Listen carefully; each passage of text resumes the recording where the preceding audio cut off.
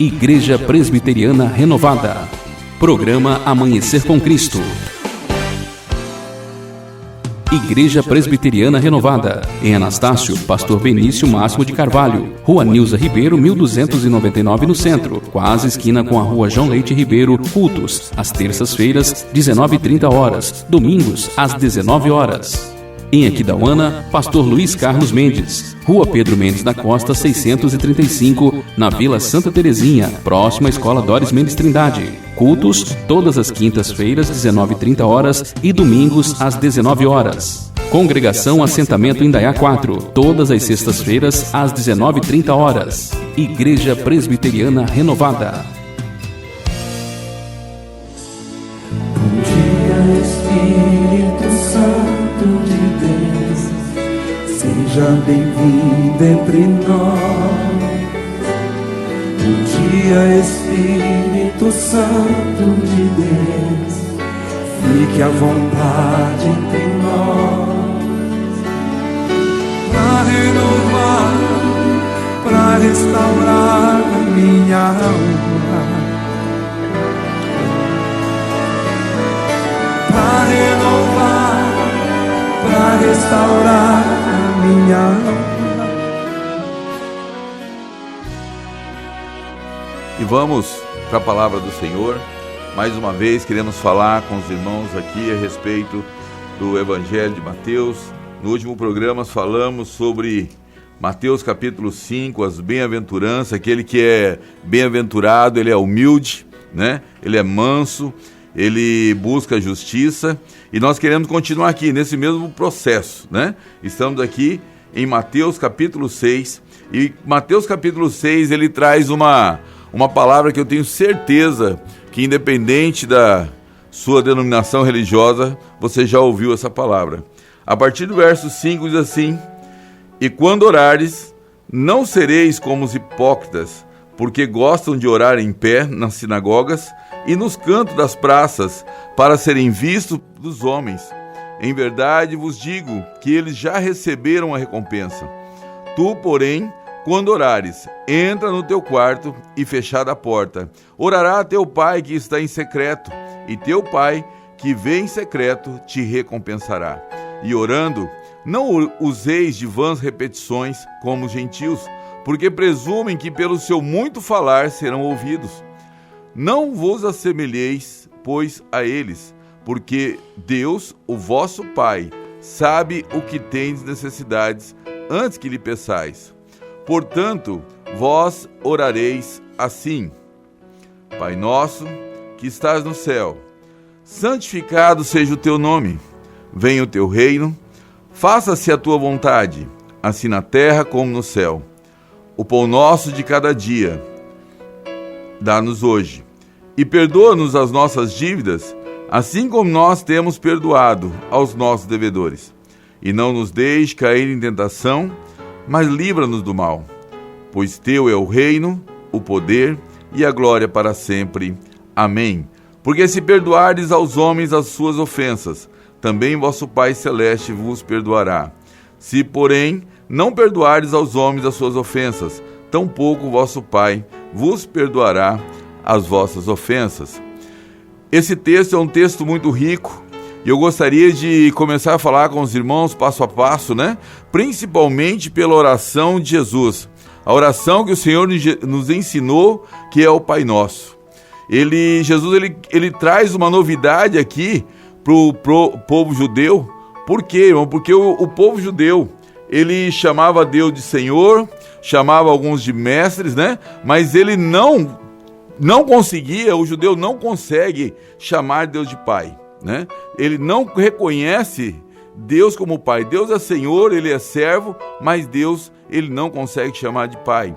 E aí nós encontramos hoje algo muito interessante, porque muitas pessoas têm dificuldade de chamar Deus de Pai, porque tiveram problemas de paternidade. Hoje, nos nossos dias, o inimigo tenta destruir as famílias e o alvo principal é a figura paterna. Atacando a figura paterna, o inimigo causa um estrago terrível na vida das pessoas. Famílias onde a figura do pai foi atingida, os filhos, na maioria das vezes, crescem com traumas, ressentimentos, Traumas como abandono, sentimento de rejeição, muitas vezes abusos físicos e até mesmo sexuais, violência. Pais que nunca assumiram os seus filhos, fugiram da responsabilidade, deixam um legado muito grande. Pais que caíram em adultério ou por algum outro problema, acabou gerando um divórcio, uma separação conjugal. Pais que foram capturados pelos vícios, pela dependência química, e até mesmo pais que se envolveram com crimes como homicídio e roubo e acabaram sendo presos e estão encarcerados. O detalhe é que quando a figura paterna ela é atacada, ela acaba não representando um bom exemplo, ela não serve de referência para o filho. E quando este filho vai orar e busca um relacionamento com Deus, certamente ele terá uma dificuldade de chamar e reconhecer Deus como pai.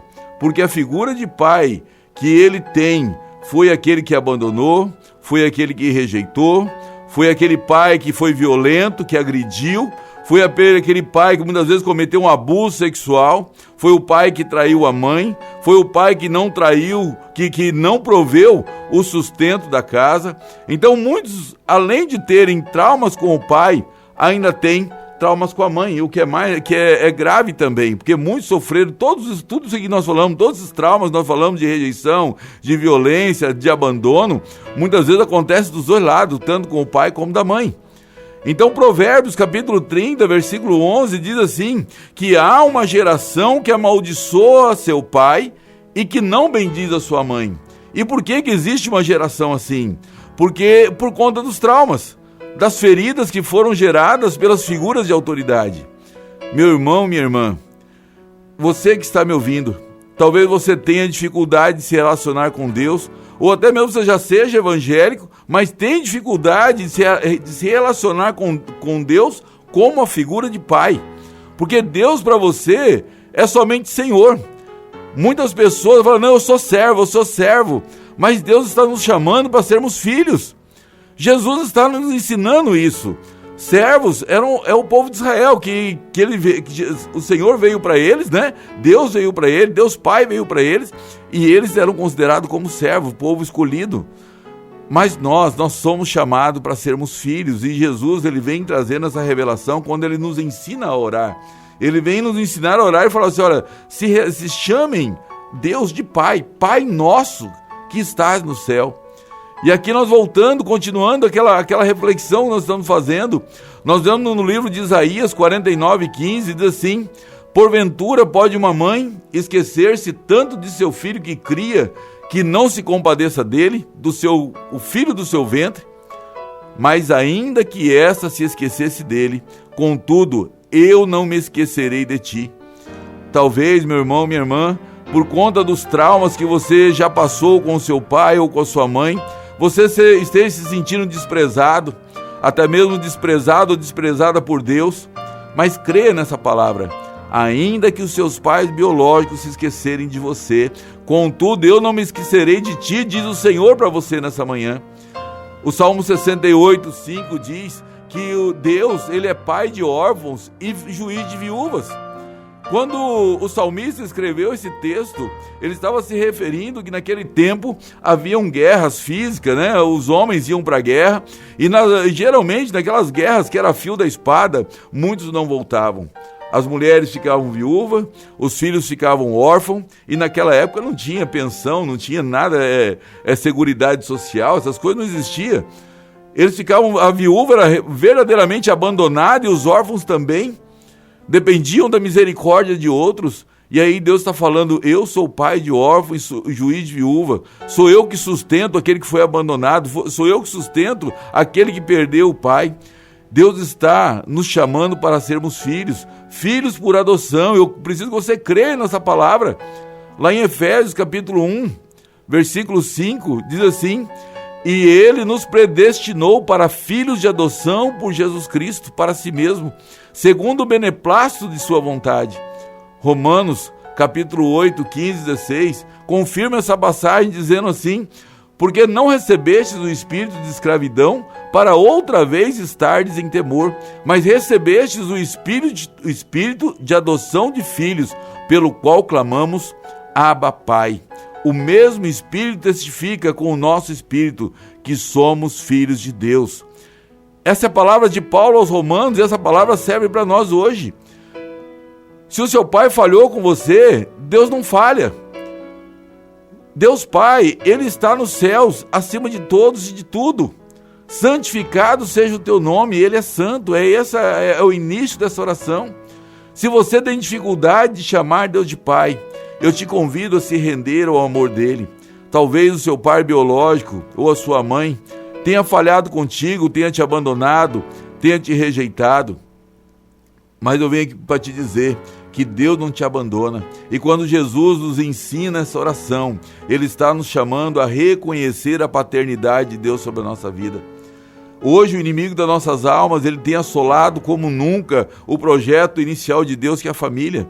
O inimigo tem tentado destruir a figura paterna, ele tem tentado destruir o contexto de família, porque ele sabe que uma pessoa que teve problema com paternidade, que ele foi abandonado, que ele foi rejeitado, ele vai ter dificuldade de se achegar a Deus e verdadeiramente reconhecer Deus como Pai. O inimigo, ele é astuto, mas a palavra do Senhor vem nos dizendo hoje, eu não sei qual é a sua história, que eu não sei qual é a sua história, se você foi criado em um lar certinho, né? Que os seus pais não teve problemas, mas hoje, irmãos, aquilo que era um projeto de Deus, né? O projeto família de Deus tem sido assolado a cada dia. Cada vez mais nós vemos famílias desestruturadas, famílias que saíram daquele projeto original, e isso não foi plano de Deus para nós, isso é armadilha do inimigo para tentar ceifar as gerações futuras.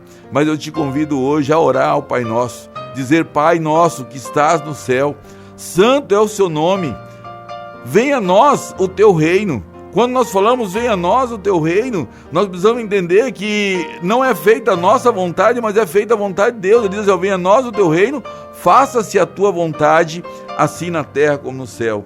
Nesse versículo 10, nós começamos a ver aqui a soberania de Deus, né? Que faça-se a tua vontade. Infelizmente, muitos de nós, ao orarmos, nós não nos rendemos ao Senhor, mas nós tentamos fazer com que Deus venha fazer a nossa vontade. Ao invés de nós nos colocarmos como filhos diante de Deus, né? De Deus Pai, e falar: Pai, seja feita a tua vontade, nós queremos: Pai, faça a minha vontade. Deus, ele é misericordioso, Deus, ele dá muito mais além daquilo que nós pedimos ou pensamos. A palavra do Senhor diz: qual é o pai que o filho pedindo pão daria uma cobra para ele, né? O Deus é misericordioso, só que ele dá, irmãos, aquilo que nós necessitamos. Muitas vezes ele não vai nos dar aquilo que nós queremos. É a mesma coisa nós como pais biológicos, né? O nosso filho chega: pai, eu quero um iPhone tal, um iPhone de última geração.